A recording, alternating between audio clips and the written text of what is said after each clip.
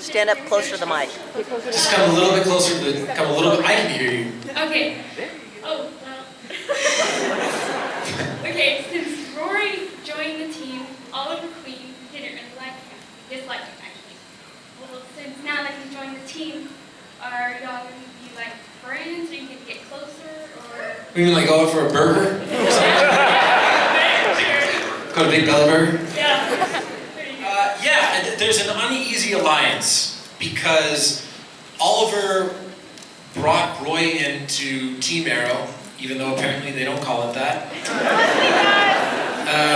Out of necessity, not desire. He needed him in that particular moment, and he's worried because as we are about to explore on the island, things go really bad in the Slade. Really, really bad. And he's determined to not let that happen to Roy, but Roy, we brought him into the Arrow Cave, and we made him a member of Team Arrow, but he has a lot of work to do to prove himself before Oliver will fully trust him. Whole lot of water ball slapping. Oh yeah. Right back over here. Hey, as a native, born and bred Texan, I want to congratulate you on your 1/3 Texas daughter. Thank you. She's in Texas for the first time this weekend. Awesome. Yeah. It does get warmer. But what I wanted to ask was, I've been on the set of Dallas for the past couple of seasons. It's on TNT that's filmed here. Yep. And got to spend some quality time with Larry Hagerman about 10 days before he passed away. It was really special. But to me, the CW network is the most fun network on television. Mm-hmm. And I was just curious if you could possibly give any pointers from the standpoint of, are there any particular agents that CW likes that if I was going to make a switch? Like to get a job? Huh? Like to get on the network? Yeah. I mean, I don't really care which show it is. I just like Or in production. I just like the network. I, with all due respect to Texas, I'd go to LA and knock on their door, and that's where they're located. I thought you have to go to Vancouver. Is there a show in Vancouver? Yeah, everything starts in LA and ends up in Vancouver. Right. That's right. But you don't have anybody in particular that they're especially doing good business? No, I mean, you know, they do their business like every other television network. Cool, man. Under the table. I was wondering, out of all the episodes you've done, which one do you think you've done the best in? That's a good question. Not to talk about episodes that haven't aired yet, but when I flew in here yesterday from Vancouver, I watched episodes 14 and 15, and there's a scene that I'm extremely proud of in episode 14 between is my phone? I'm sitting on Siri over here. Well, Team Phoenix would not be happy. It's a good movie.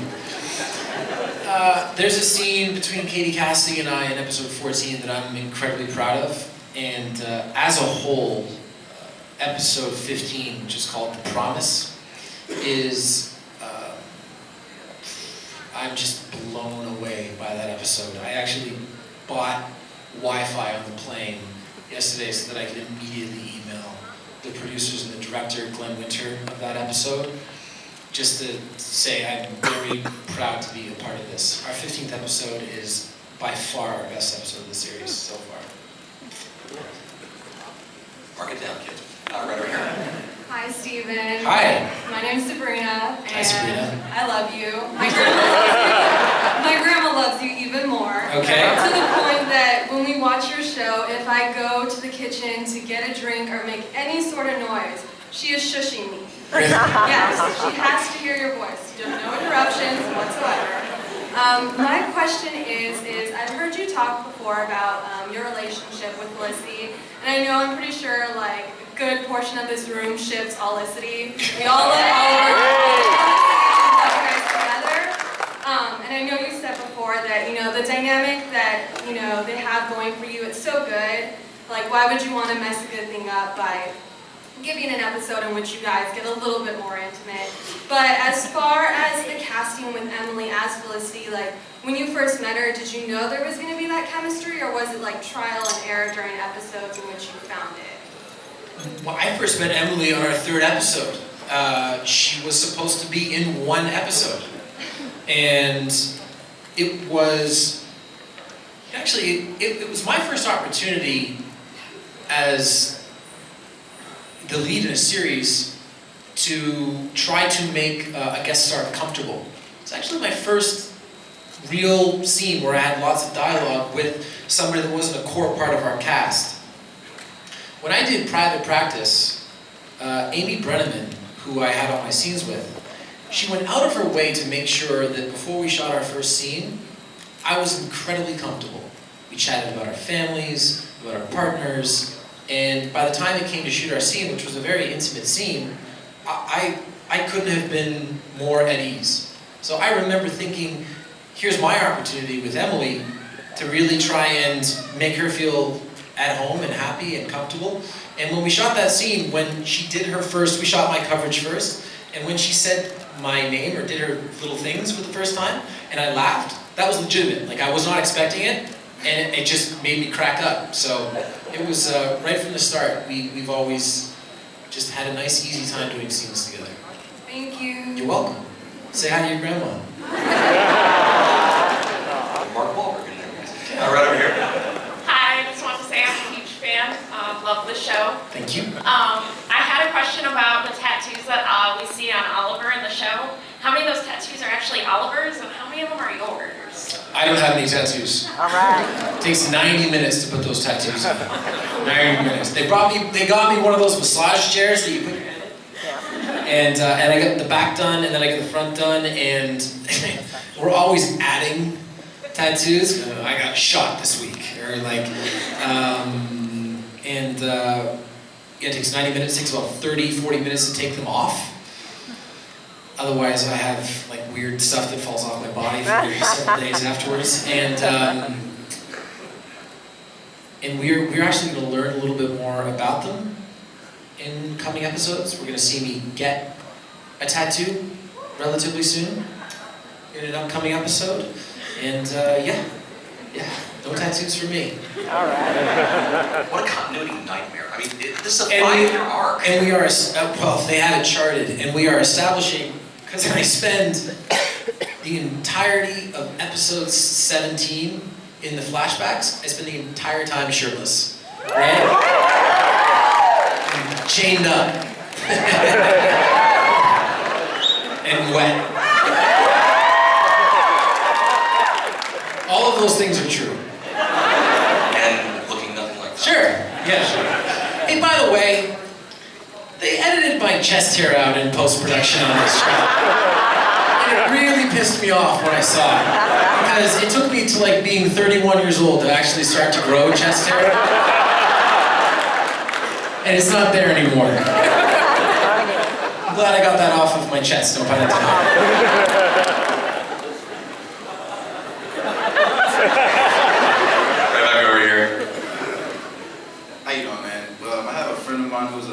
Big Marvel fan, and she wanted to know who would win out of you and Hawkeye.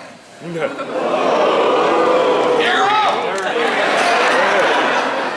I mean, what do you expect me to say?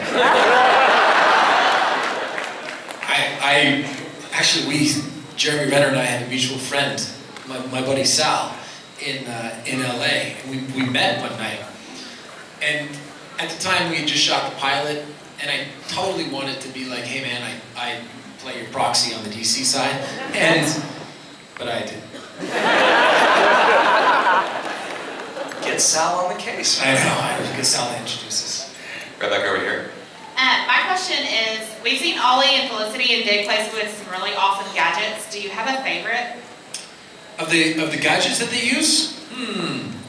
There's a great scene in episode 15 where a bunch of people are this is a great dialogue tease, where there's like a bunch of people in the Arrow Cave, and Sarah says to Diggle, what is the biggest gun that you have down here? And he pulls out this like crazy sniper rifle. And she looks at it and goes, yeah, that might work. Anyway, I saw this toy and it was quite something. So that's what the prop department's gonna have to rifle your trailer for at the end of the day. Yeah, that's right. I have my bow from the pilot. That's it. Over here. Hi. Is your wife here? Who kisses better, Black Canary or?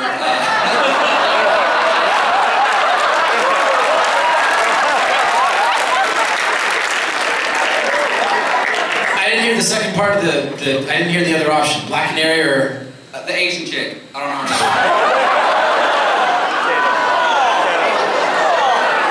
Shadow. Oh, Shadow. God, I thought you thought McKenna was Asian for a second.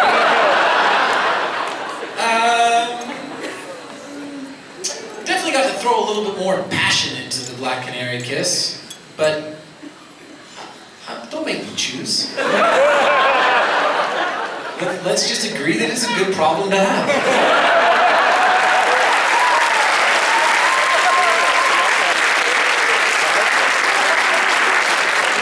I'm just glad he didn't say diggle. Okay.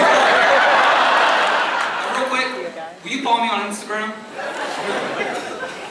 Can I follow you on Instagram? Yeah. What's your Instagram name? Yes. MYCOOL is my name, so mine's different. Okay, cool. And 60. I'll look into it.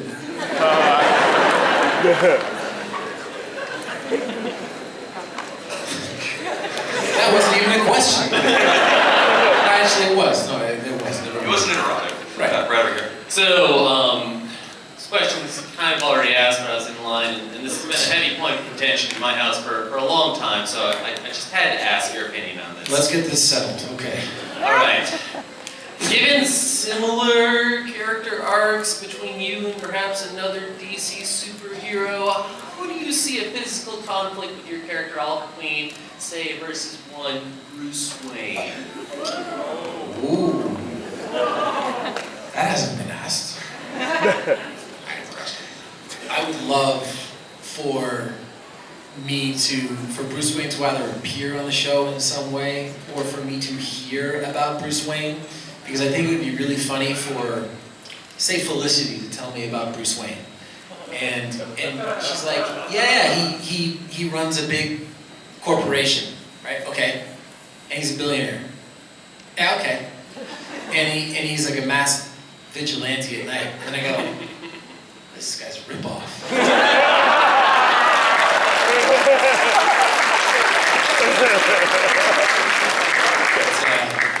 By the way, I like that meme. Whenever I post something on Facebook, there's this meme that comes in, and it's like it's a cartoon Batman smiling, and it just says, "Batman approves of this shit." I'm a big, again, earmuffs. I'm sorry. I'm a big fan of that one. It doesn't actually sound Batman approves. Right back over here. It'll come. I don't mean to be rude to your show, but some of the parts in the show do not go with DC. Like how Huntress, she wasn't technically the daughter of a mob boss. Right. And Oliver didn't have a sister. and Stuff like that. And Black Canary never uses sticks when she fights. Okay. And she was never trained under the lead of that stuff. Have you ever thought about looking into this? At all? Well, I mean, despite having an active interest in the show, I'm not a producer. And I'm not a writer. I do care a lot about the continuity of the show, but you know, at a certain point, you have to create your own DC universe, and you have to try to be as respectful as possible. But concurrently, we have to make 23 hours of television a year, and that's a very tall order. So if every once in a while things don't totally match up because we need to move the story, then that's just the way the cookie crumbles. Okay.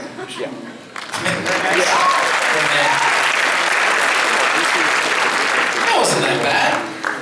When you started out, I was worried. So sucks. Dear Internet. All right. Hello, Stephen. My name's Jonathan. Hey, Jonathan. Who do you think should be the actor to become Ra's al Ghul if he came on the show? Well, yeah, Liam Neeson, of course. Liam Neeson. I don't know. I will tell you that I think that the producers have done a tremendous job really fighting for the people that they've wanted cast on the show. You know, they fought really hard for Grant Gustin as Barry Allen, and I thought Grant did a fantastic job. And they fought incredibly hard for Katie Lotz as Sarah Lance, and you know, and I credit them. So whoever they want to cast, if we are able to use that character and bring him into our show, I mean, as long as I get to see more of Katrina Law, right? I'm happy. Yeah, she's great. Thank you. Sorry, that's a little bit of a moment there. Take your time. We got time for 2 more questions. Right over here. All right, Stephen. Hi, my name's Alex, and I was wondering what Easter egg has been your favorite to reveal so far? I know that you've talked about reading into the comics and things. What has been your favorite Easter egg reveal from the comics that you've read? I really liked when Laurel and Sarah's mom last year said that she needed to catch the midnight train back to Central. She was going to be back in Central City in a flash or something like that. Yes. I thought that was a nice touch by the writers. Cool. Thanks, Stephen. You're welcome. All right, go. Quick notice. Right there. Yeah. You're my first man crush. Thank you. I told my girlfriend one day I'll look like you. She laughed and said I'd have to die and be born again. What's your diet like? Can I see your abs?